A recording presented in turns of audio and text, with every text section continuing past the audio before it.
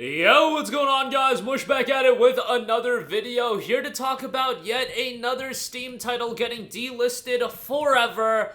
Another one goes into the crate of a bygone era, so we'll talk about that. And huge news for the next Call of Duty game, Black Ops 6 coming to Xbox Game Pass day one on Microsoft's subscription service. We'll talk all about that in a little bit. But first of all, the Vanishing of Ethan Carter VR edition, not the base game, the VR edition will be getting delisted on Friday, May the 31st. We will be removing the option to buy the VR version of Vanishing of Ethan Carter for new players. If you already own the title, nothing is changing. You can still access it as before. This decision was made because we can no longer support this version of the game, so we cannot guarantee it'll work with new VR headsets and so forth.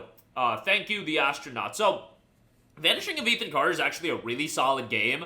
It's a well-done atmospheric detective-style game, not, something that's action-heavy by any stretch of the imagination, and it did get a VR component, and I didn't try out the VR component, but just the idea of this game in VR sounds incredibly compelling to me, and it's been available for a while. I didn't circle back and try out Vanishing of Ethan Carter again, or try it out in VR, so I can't give you guys my 2 cents on that.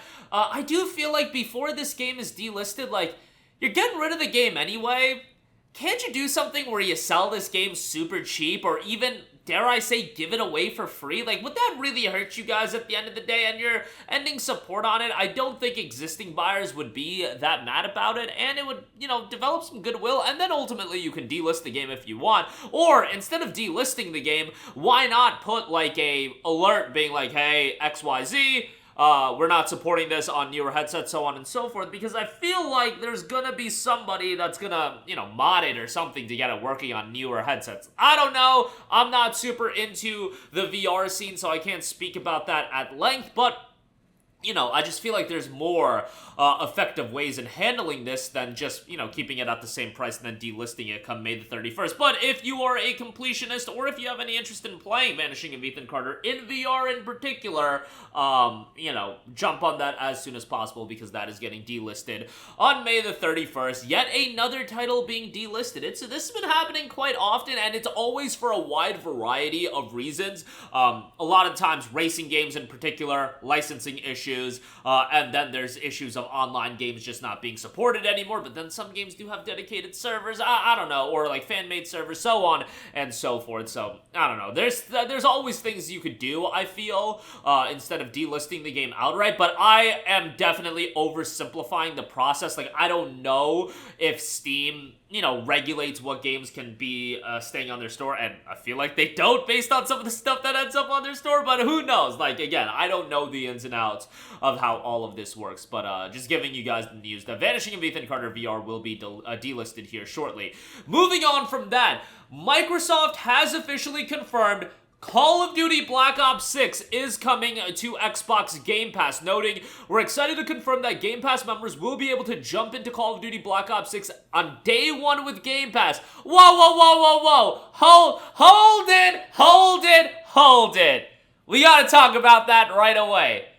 David, you might be lying to the masses. You ain't lying to me. How much you guys want to bet that this game is going to have early access with the deluxe edition? We want to put money on this right now. 3 days early access? It's only $120, guys. $120 for early access.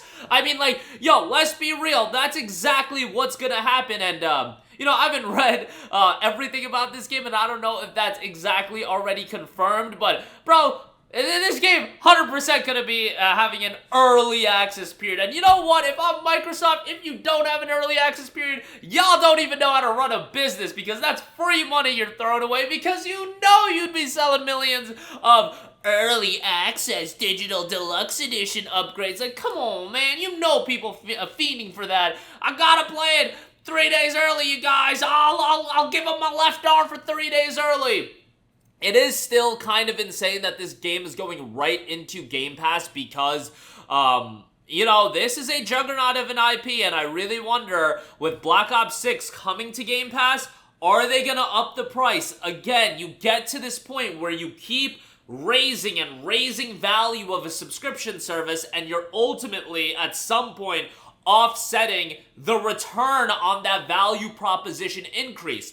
And once you hit that ceiling of this is how many subscribers you're gonna have, I don't know if we can get more subscribers if we even give them the entire game library that exists. At that point, you have to raise the price. And if you're offering something like Black Ops 6, a game that would be $70 otherwise, like, dude, at some point, I think Game Pass is gonna be a $20 a month subscription service for the Ultimate tier. I could even seeing it go to like $22 or making more tiers. I don't know what they're gonna do, but I can't imagine that, for example, Game Pass PC is just going to be $9.99 a month and Black Ops 6 is casually going to get thrown into it.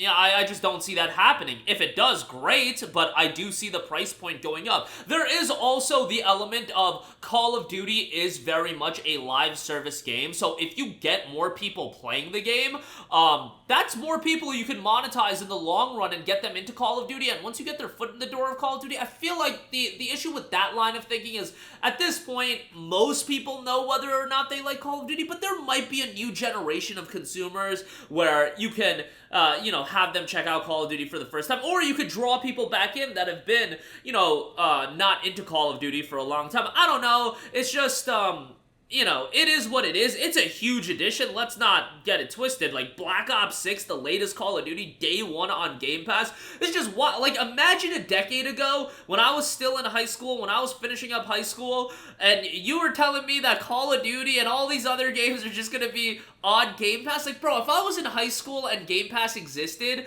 I would be feeding on this. I would be like an animal on Xbox Game Pass. If I was like dead broke, Game Pass would be the greatest thing of all time. Like, bro, Black Ops 6, Persona 3 Reload, Lies of P, Wolong Fallen Dynasty, Atomic Heart, as like trash as that game is, like day one on Game Pass, like that's so insane to me.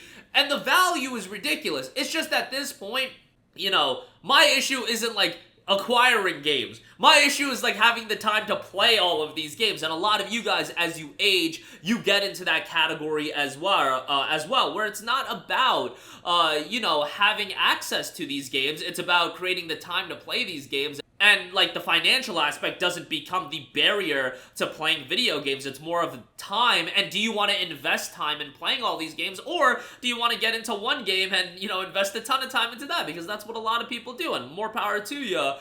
Game Pass offers that value proposition of across the board. There are so many great games, but, a lot of these games, people are sinking thousands and thousands of hours into, especially live service titles, that you don't need all of the games that Game Pass offers. That's just my 2 cents. It's a very interesting topic to discuss, and fascinating that this game is going to be coming to Game Pass. But I still think, like, based on the fact that Xbox, I don't know how many people are going to buy the game outright on Xbox. I do think Game Pass subscribers are going to upgrade to the Digital Deluxe for like $30 to play it early. And then on PC, yeah, some people will play it on Game Pass. I still think it'll be a big seller on Steam. And then on PlayStation, of course, it'll be a big seller on there. And it's not like that's getting, it's not coming to PlayStation Plus Extra or anything like that. So it'll still sell a lot of copies. It'll just be interesting, like, the level of sales in comparison to previous years, given that now it is heading right into Game Pass. But that'll do it for me. Again, Vanishing of Ethan Carter VR is getting delisted forever come May the 31st. Do jump on that as soon as possible. And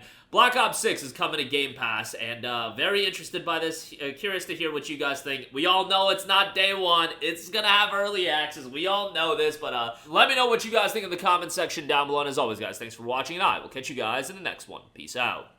Hey, what's going on, guys? Mush here again. Hope you enjoyed the video. As you guys might know, YouTube's notification system is sometimes a little bit wonky, even if you're subscribed to the channel. Maybe you're not abundantly aware that I uploaded a video. To remedy that situation, make sure you hit the bell notification button. This way, whenever I upload a new video, and I try to upload as consistently as possible, you will be notified directly of the upload, and you can watch it as soon as it goes live. I would really appreciate it if you guys hit that button so you can stay up to date with all of the content I'm posting. But as always, guys, thanks for watching, and I'll catch you guys in the next one. Peace out.